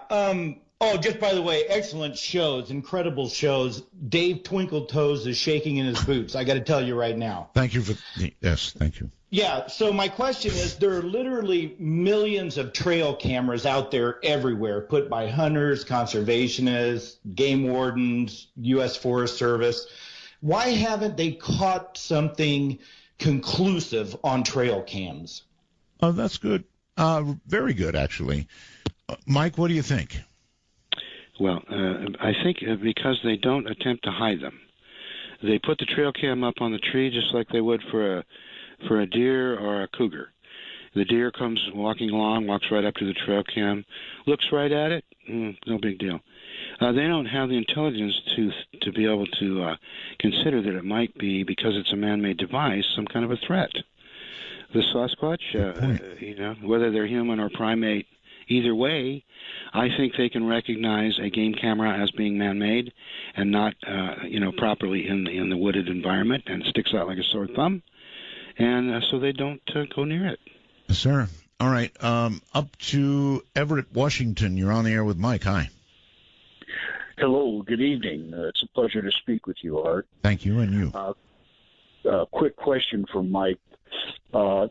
You were asked earlier by Art about the nature of Sasquatch, whether they were docile or not, and you provided us with a story from quite a while ago. A few moments later, you mentioned David Pilates' name, and of course, Dave has made a career, I don't know him, Mr. Pilates has made a career out of documenting disappearances, which he attributes to Bigfoot.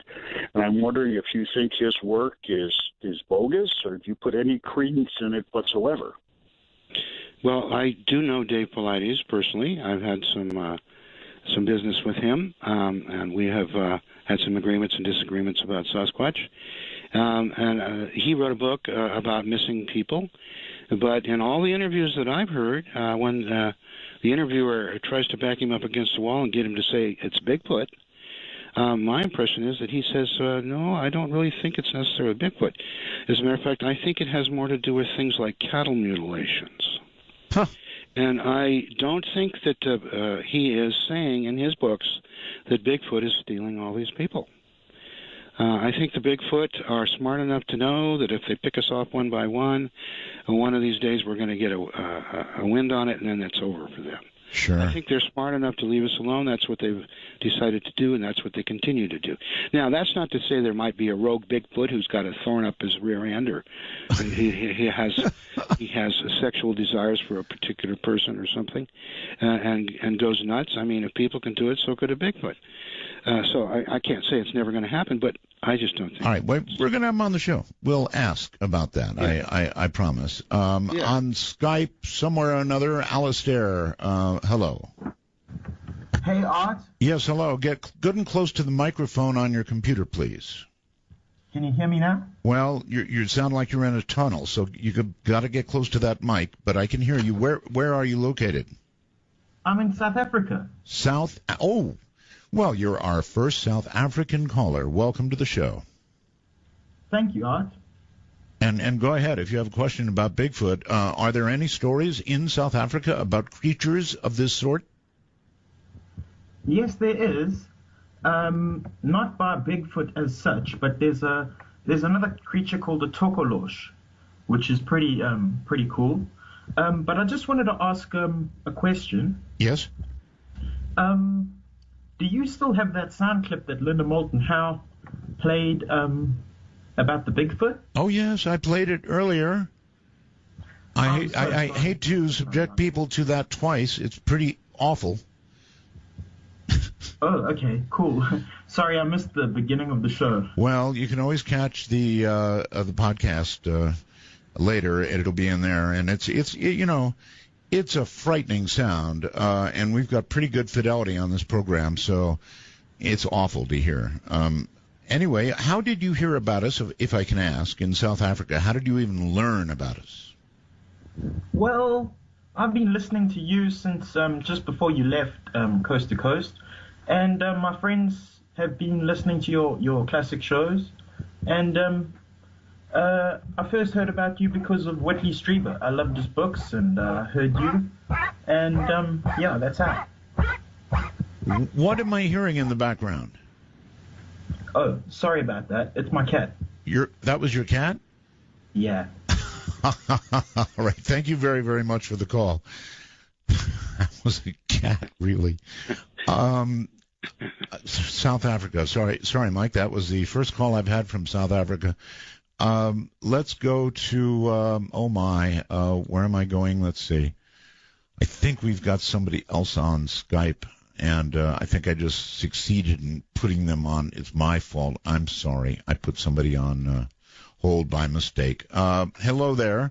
Whoever you are, you're on the air on Skype. Well, I thought you were anyway. Skinny Bob, I think, is the one on the air. Skinny Bob, are you there? No, Skinny Bob is not there. Too bad.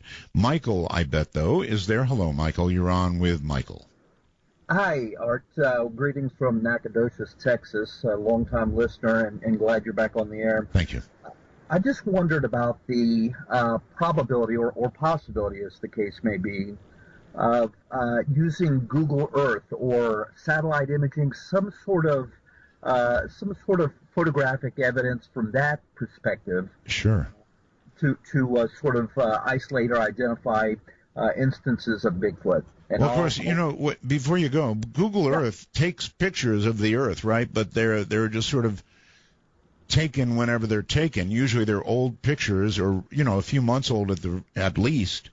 And so you mean searching those? I don't think there's enough definition in Google Earth presently to find them. Certainly the military would be able to see them, no question of that. But you're talking about whatever kind of modern technology we could apply to it.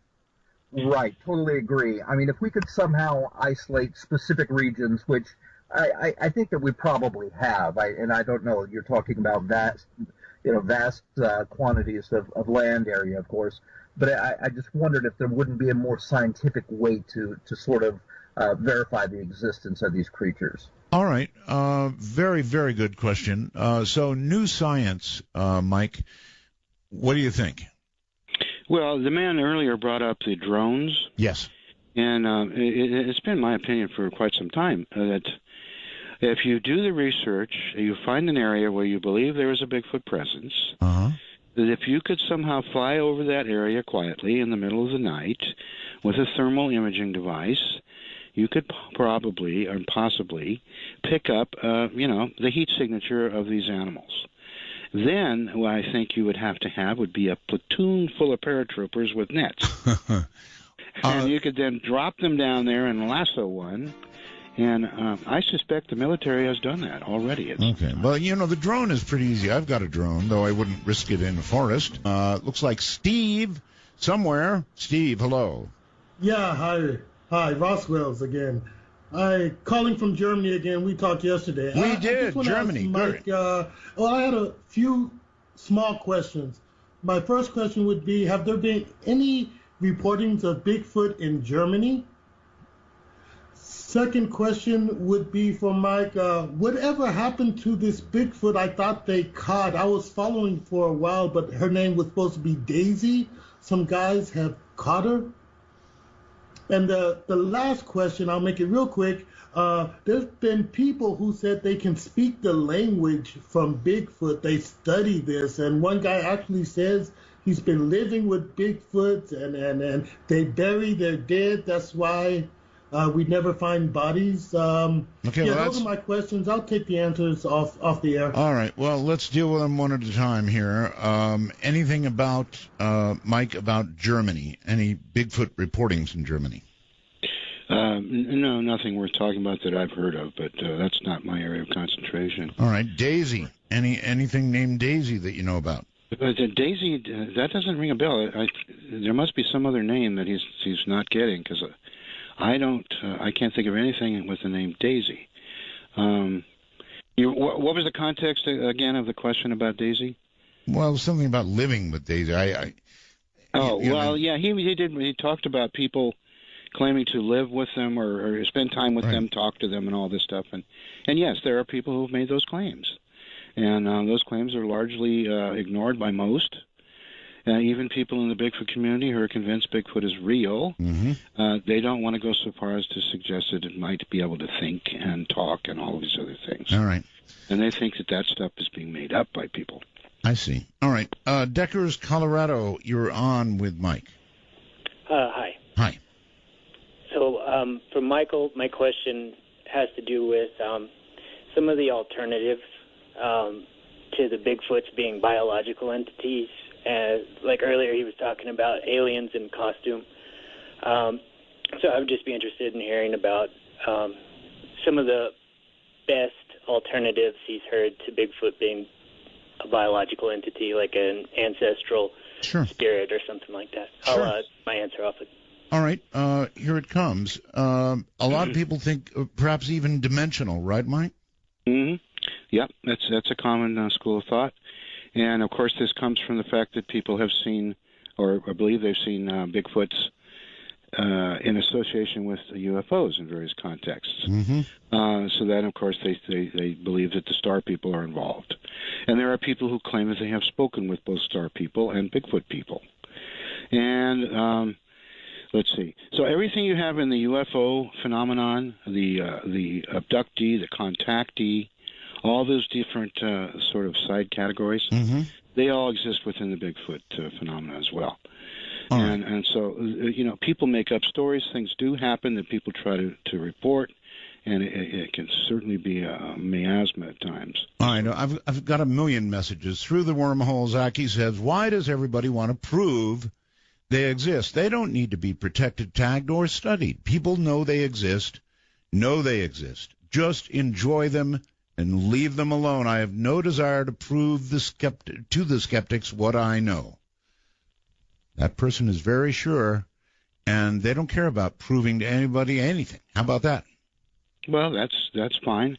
This is something that I've toiled with. I've had sleepless nights about it over the course of the last 10 years, especially since I started going for this in a big way and came out of the closet with my research.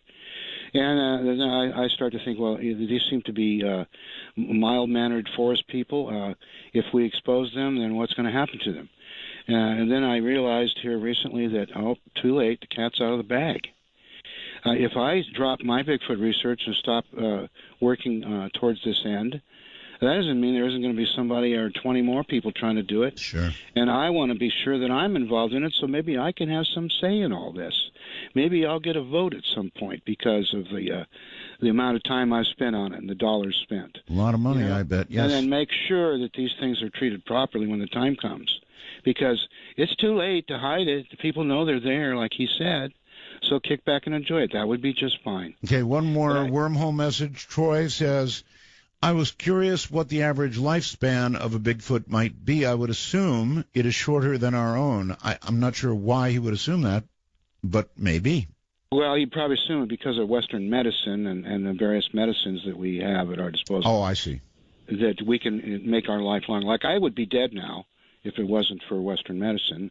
If the man hadn't put a thing up my artery and put a stent in my heart, I'd be a dead man. So I have a place for that. Yeah, I think that's what he's referring to. I do too. Any indication of lifespan of a Bigfoot? Some people claim, there's a woman in Tennessee who claims she spent the better part of 50 years watching a Bigfoot grow up. He was kind of a next-door neighbor. He lived there for that time. She used to teach him words, English words. He used to teach her Bigfoot words. And it's a pretty elaborate claim. She backs it up with recordings, a dictionary of words, and a whole schmagiggy. Boy, I would sure love to interview somebody with a claim like that. I really would. By the way, folks, any Bigfoot real stuff, contact me at artbell@artbell.com. That's artbell@artbell.com. And of course, if you know who is out there, contact me as well. You know who I'm referring to. Skinny Bob. That's a name for you. Skinny Bob, you're on the air. Roswell, I was curious if there were any protocols for interaction. I'll take my answer off the air. Any protocols for, well, that's a good question, actually. Any protocols for interaction with a Bigfoot? Oh, you mean what will you do if you bump into one in the woods? Yeah. Okay, well, you step back and show it that you don't have any weapons. You would probably want to avert your eyes rather than look it right in the eyes, because most animals are intimidated by that. Mm-hmm. So you'd want to be careful with that. Good point. I think that if you showed it that you respect it, it is the boss immediately, that then you might have a chance to have some kind of contact. Okay. These phone lines are just burning up. I'm never going to get to everybody. It looks like Gerald's. Is that correct? How about go with Duke? Duke it is. You know, all these things show up on the phone. I have no idea. Anyway, go ahead. Okay, Duke from Dayton. I'd like to ask Mike a question. Mike, you talked earlier about you had talked to a special effects expert or a Hollywood-type guy about I think it was the Patterson film. Okay, that's fine. But I remember 20-plus years ago, there was a alien autopsy video. Oh, yeah. And there were dozens of these Hollywood types that came out and said there's no way this could be faked. They talked to the guys that did the Star Wars and all these other things, and they all said it couldn't be done. Similarly, they talked to a lot of these photo experts who said there was no way you could fake these films, and one of those guys was on with Art. So how do you compare the two? Well, Kohler, I think we're way past the time when you can even talk about that. I mean, they can do anything they want with CGI now. It's just impossible. It's too good. No, Art, no. But remember, that film was made. Yes. 40 years ago. I'm talking about based on the events that occurred when the Patterson film was made. Okay, all right. So can the Patterson film be nailed down as absolutely authentic is the question because of its age? No, Art, I wouldn't put it that way. Let me try again. All right. If Mike is saying he talked to a Hollywood special effects guy who told him there was no way in 1960 whatever that capability existed to make that suit or whatever he thought it was. Yes. How does he compare that to 30 years later in 1990 when the technology was much further along, when you had people saying not only can you not make that suit or that special effect, you can't even fake the film. And you and I both know that has, at least the alien stuff, the alien autopsy stuff, has all been shown to be it was all fake. Well, in the first place, you're talking about alien autopsy movies, and I'm talking about the Patterson-Gimlin film. So I really can't speak to the alien thing. I never believed that. That's beside the point. No. But Mike, what I'm saying is the Patterson film.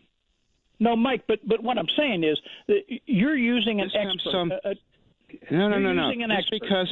Just because some men said that this is that and that's that doesn't prove anything.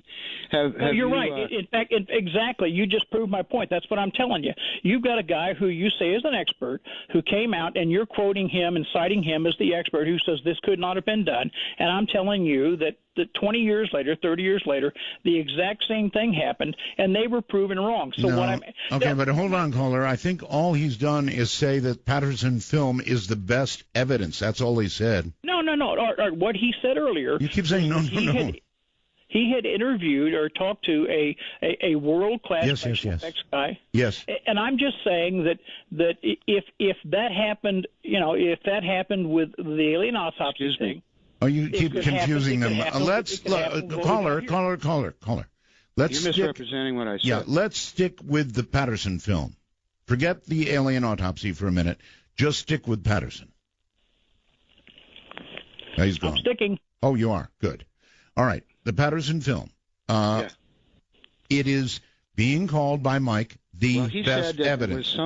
He said a special effects guy I talked to. Yeah. I said a man named Bill Munns spent years using his skill set with a grant to do so to analyze the film with no preconception one way or the other as to the outcome of his examination, and he found that it was not a costume, and he wrote that down in a book and published it for peer review. It's called The Scientific Method, and he was a man that was perfectly suited and with the skill set to do such an operation.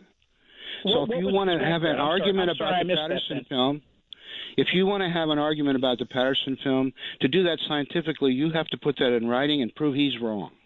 No. Listen, Mike. You're talking about what somebody said in a minute or so. Caller, you got one more shot. I don't care if the alien autopsy was fake and somebody said it wasn't. Right. That proves nothing.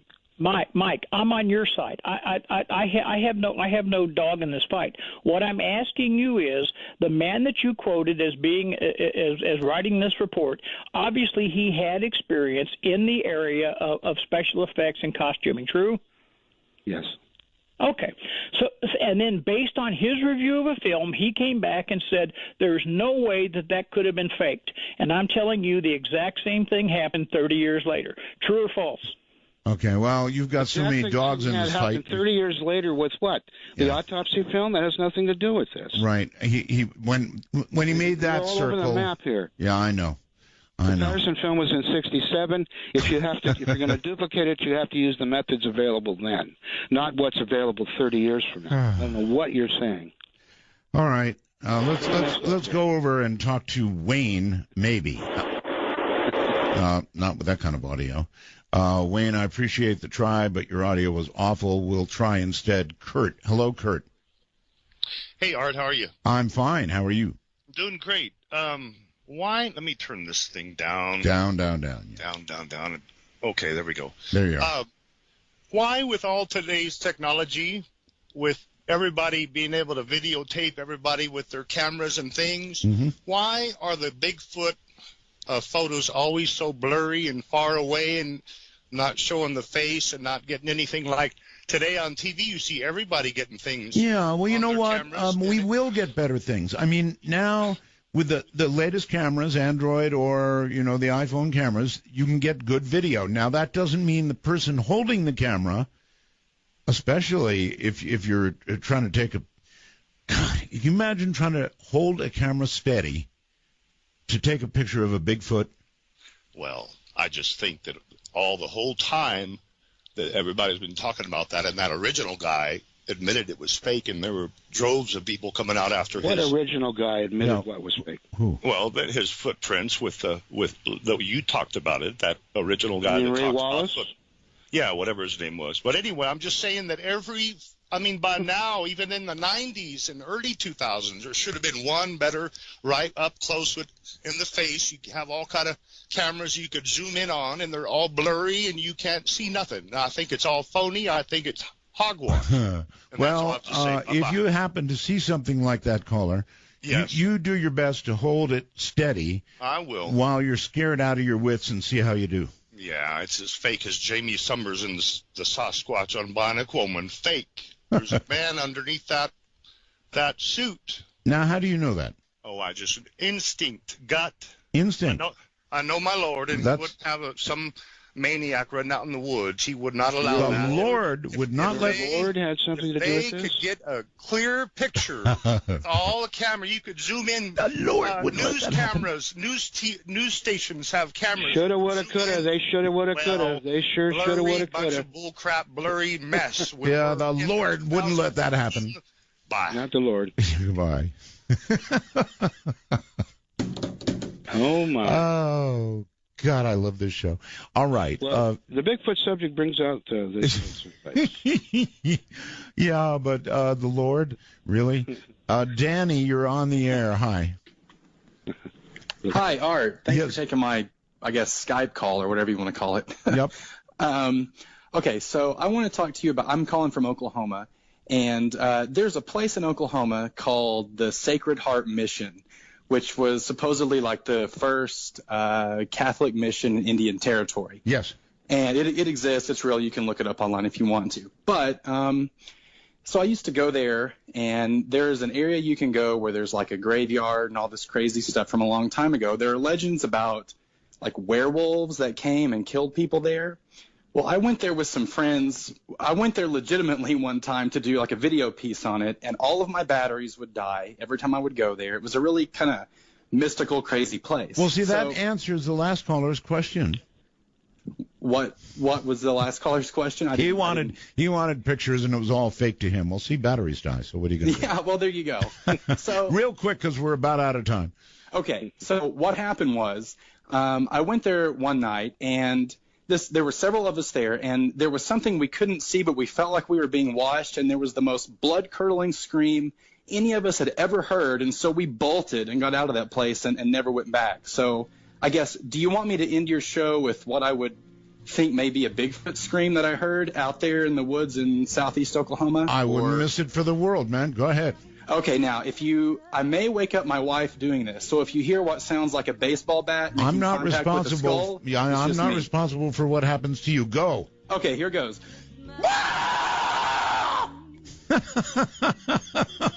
Well, at the very least, she woke everybody up. He woke everybody up. For Richard C. Hoagland coming up next. Hey, listen, Mike, thank you so very much for being on the program. It has been an absolute pleasure. And you obviously know as much as can be known about Bigfoot today. So we'll have you back sometime. Just thanks for being here, buddy. All right. Very, very good to be here. Thank you, Art. All right. Good night, Welcome back. Thank you. Take care.